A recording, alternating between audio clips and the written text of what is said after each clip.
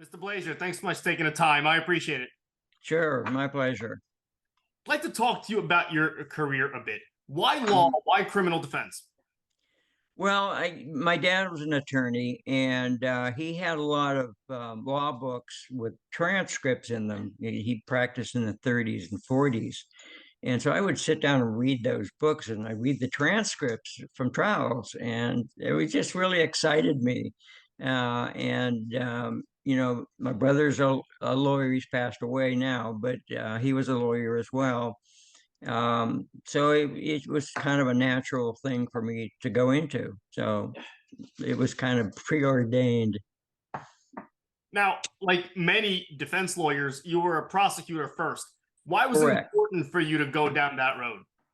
Well, I actually wanted to be a prosecutor first, and because I liked being on that side of the case. I thought I could, you know, provide help to people.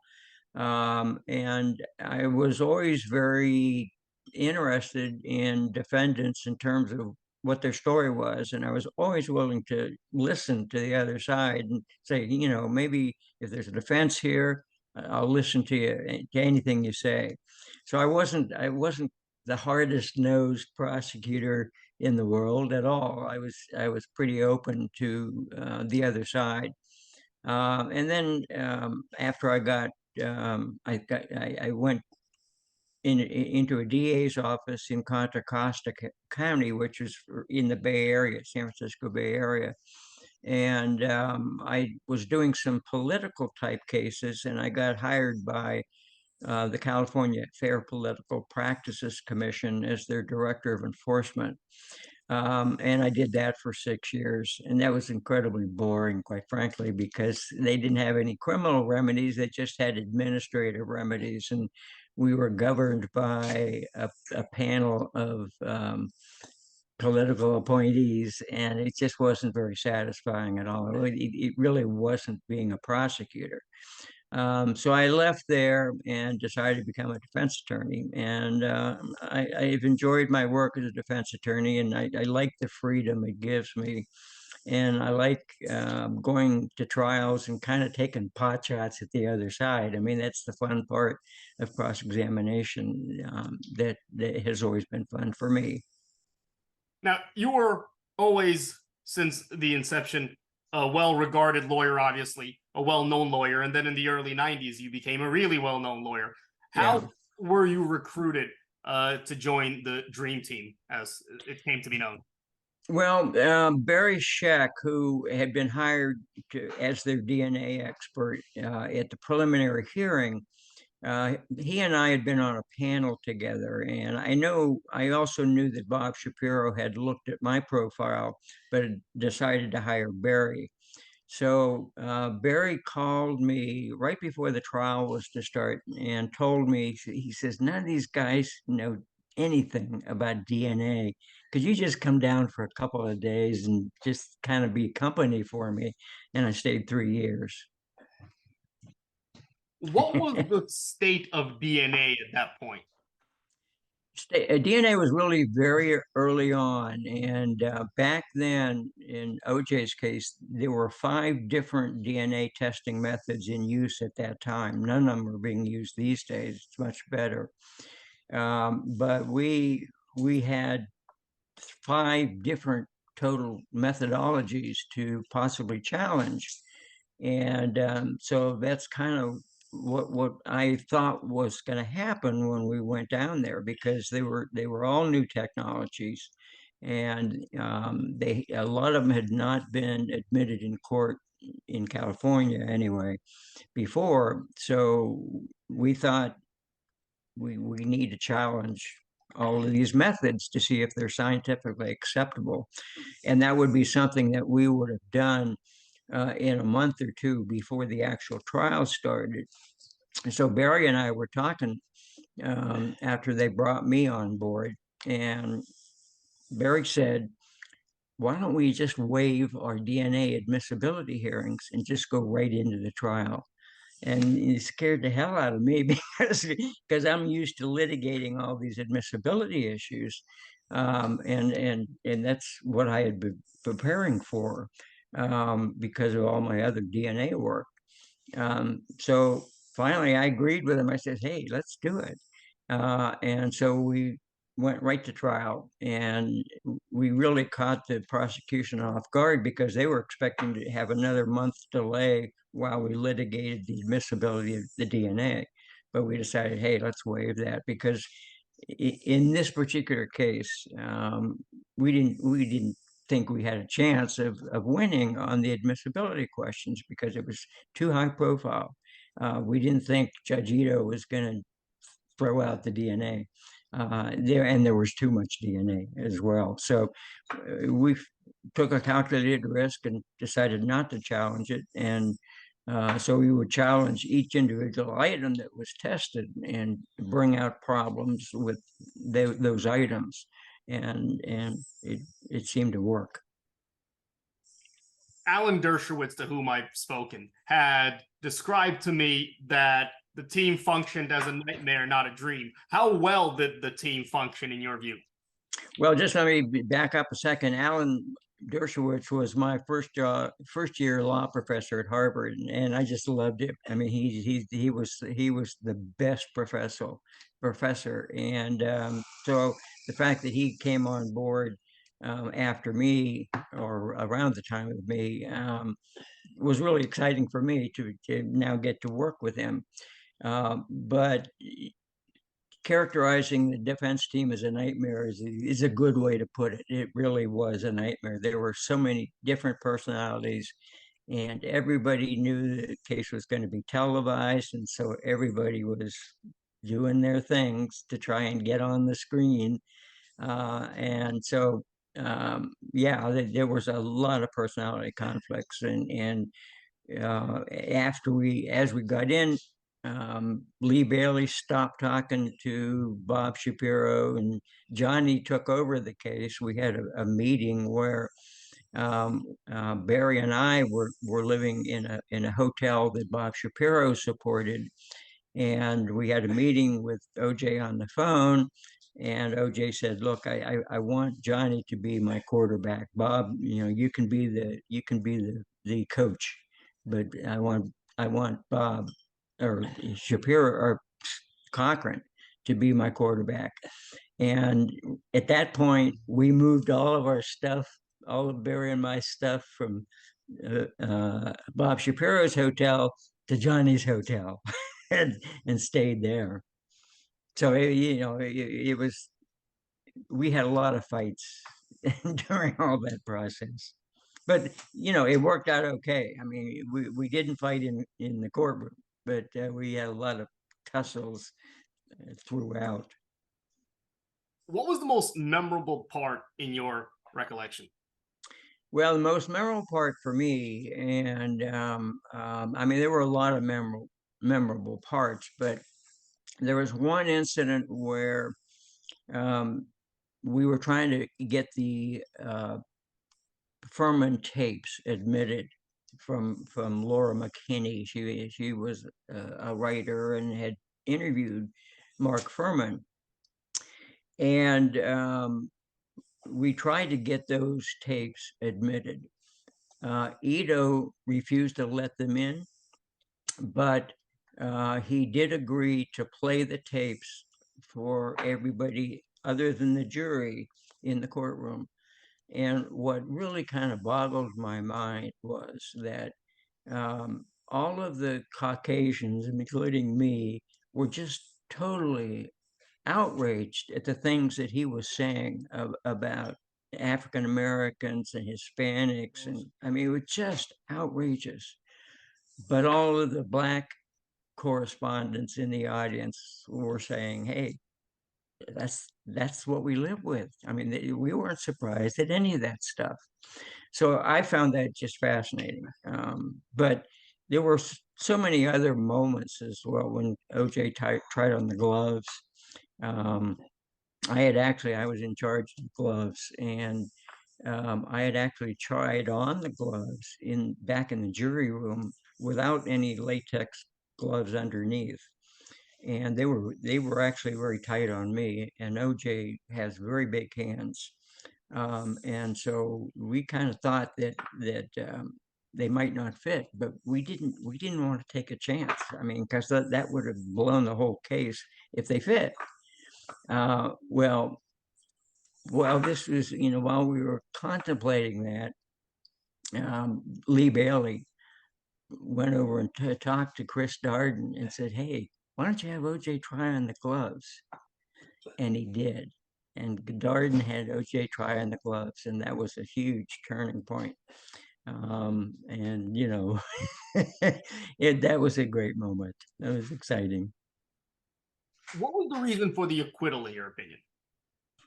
I think there were a lot of reasons. I think the main was race, and everybody criticized us for playing the race card, but there was racial issues all over the case. You got a famous black athlete married to a beautiful white woman, and you can't get away from the racial question. So I think that was one of the main reasons.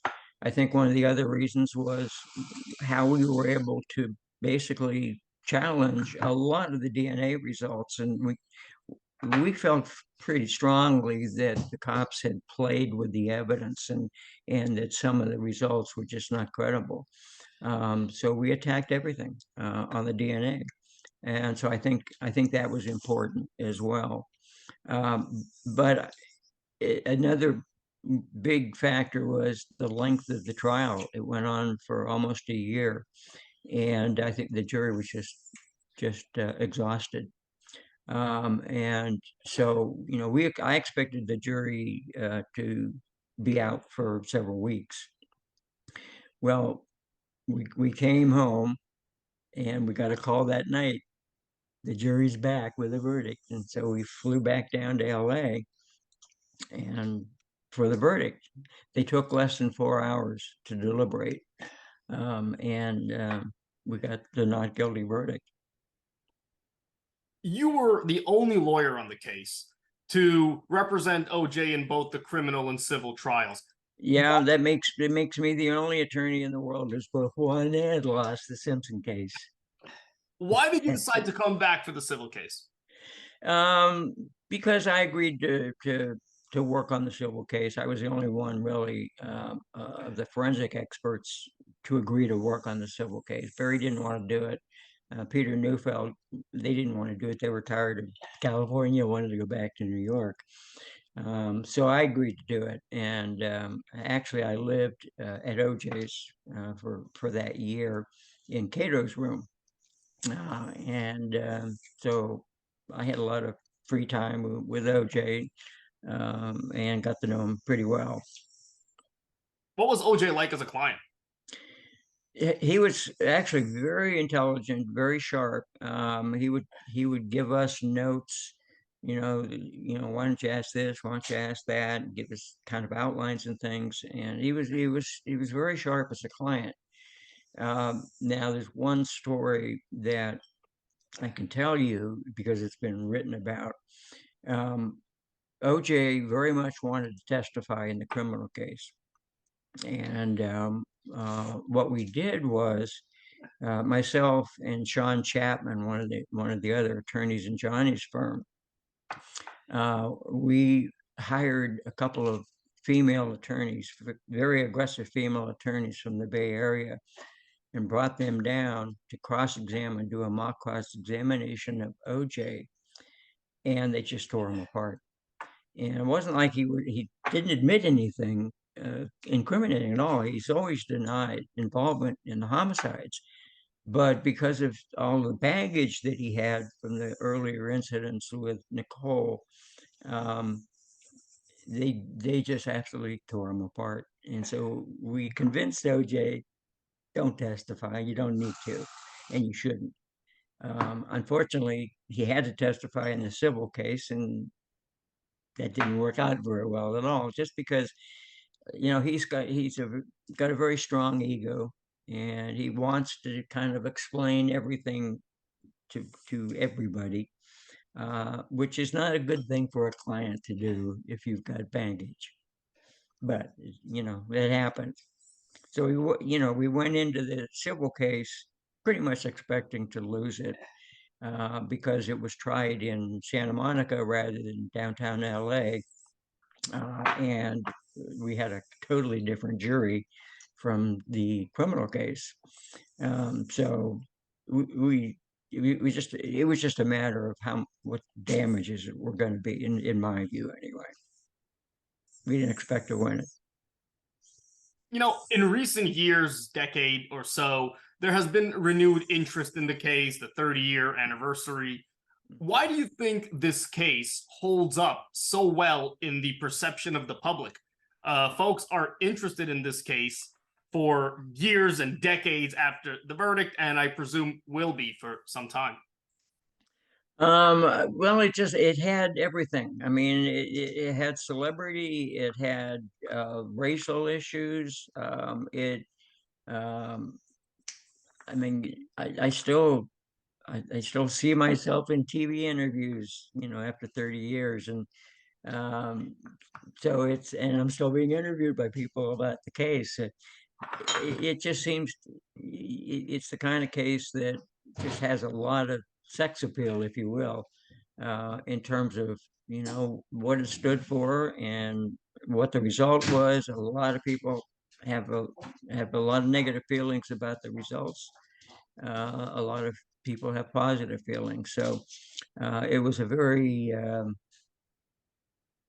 strong reactions on just about everybody's side. Some positive, some negative. How accurate were the portrayals in film and TV over the past years? Well, I've watched a few of the specials on it, and I think for the most part they were relatively accurate, but it was such a long process, and there were so many issues involved. I mean, there was one issue, I don't think anybody's on any of the film reenactments have talked about it, but there was one issue about Mark Fuhrman's relationship to Judge Ito's wife. And that happened in the middle of the trial. And both sides, both the prosecution and the defense, we were really concerned about whether we were going to wind up with a mistrial, because Judge Mark Fuhrman was making very negative comments about Judge Ito's wife. And so oh my God, we were afraid that Judge Ito might have to recuse himself from the whole case. So what we did was, we both sides agreed that another judge would consider those issues, and it turned out that we were able to work it out so that none of that information about Ito's wife was going to really come into the case. So we kind of all agreed to not do that, just because none of us wanted a mistrial. We didn't want to have to start over again.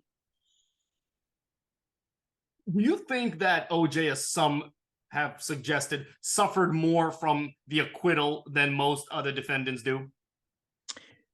Oh gosh, yeah. I mean, he's persona non grata now pretty much everywhere. I mean, people still flock to him, and he's still extremely personable. He's very friendly, and open to anybody. And but he's a negative person to most people nowadays. So I think I think the acquittal, was great for him and gave him his freedom.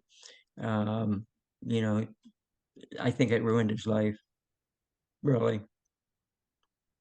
When you look back at it, right, and you look at the defense team, and you were part of the defense team, and so were other high-profile lawyers. Obviously, Alan Dershowitz is still very much in the spotlight for his legal opinions these days. Lee Bailey may have been the most well-known criminal defense lawyer of the 20th century. When you look back at it, how does it make you feel to have been involved in this case, for your skill, for your acumen? Oh gosh, it was a 24-hour a day adrenaline rush for me. I loved it. It was just great fun because Lee Bailey had been a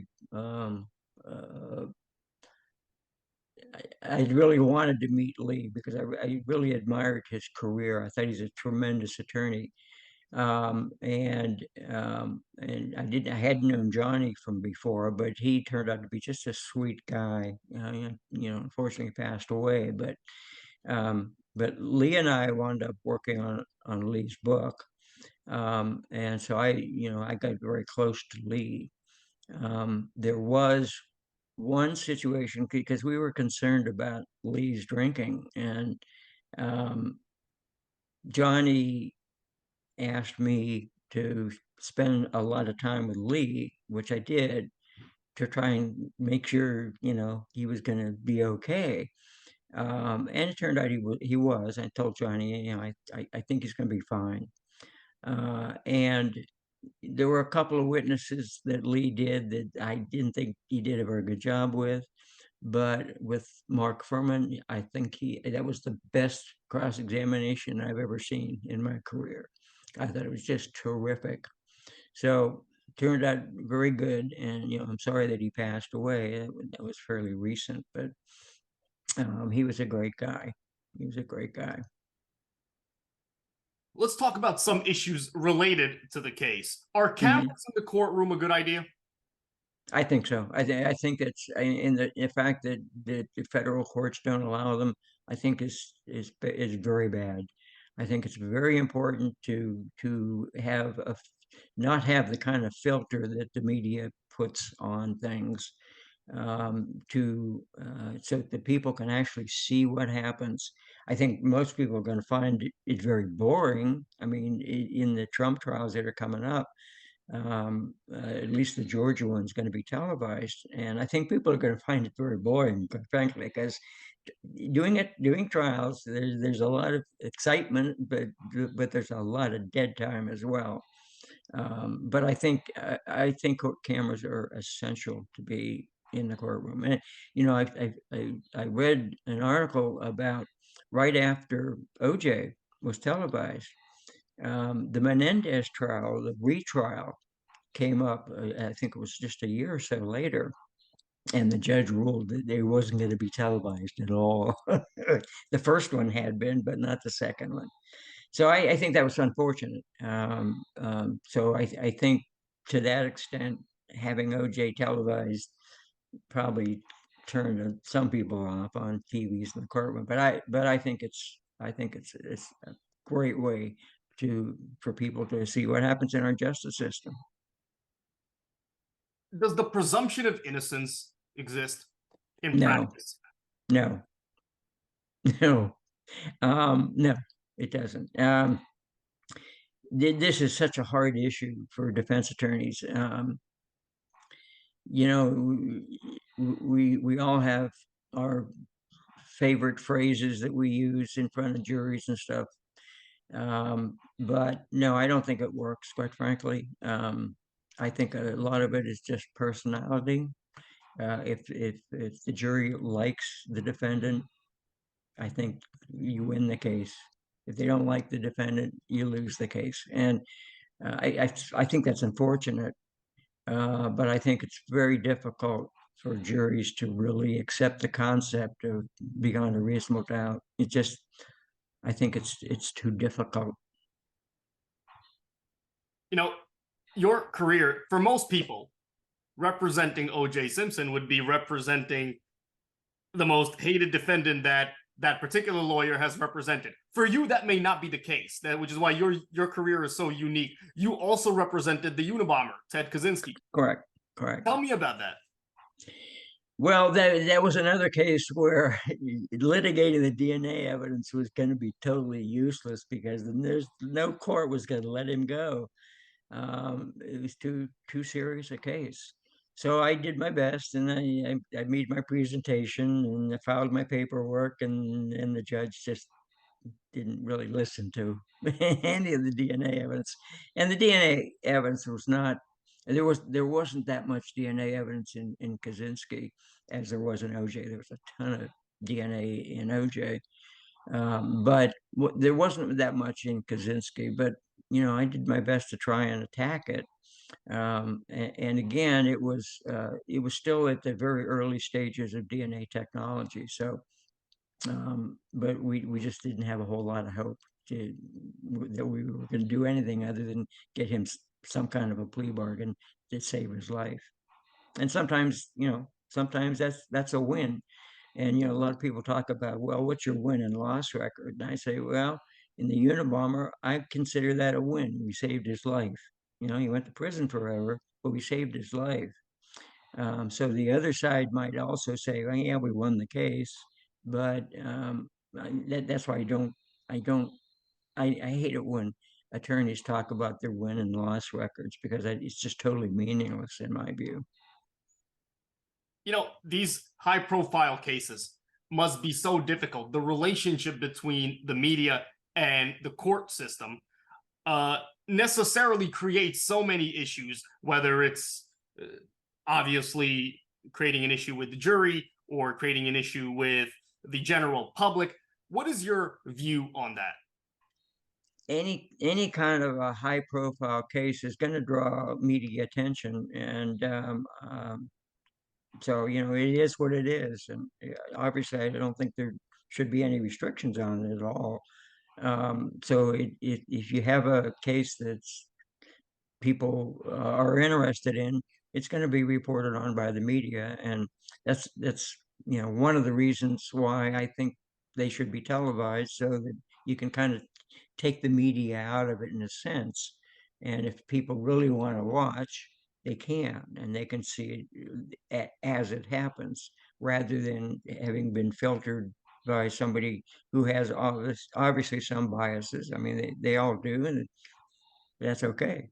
Um, so, so I think it's fine that they have a lot of attention to these kind of high profile cases, but that's why I think it's so important that trials be televised. Should courts be more willing to move venue when appropriate, to sequester juries when appropriate, to engage these kinds of efforts to try to minimize prejudice or other negative impact on a case? I think they should. It doesn't happen anymore. It's just I can't remember the last time a venue was changed. We used to have change of venue motions fairly frequently. They didn't always work, but there were some that did work. But I mean, there's tremendous logistical problems when you have a change of venue. But I can't remember. I don't think I've ever had a case where there was a change of venue. So to that extent, it's like with OJ. I mean, where are you going to change the venue to? I mean, everybody knows about the case. And like the Unabomber, everybody knows about the cases.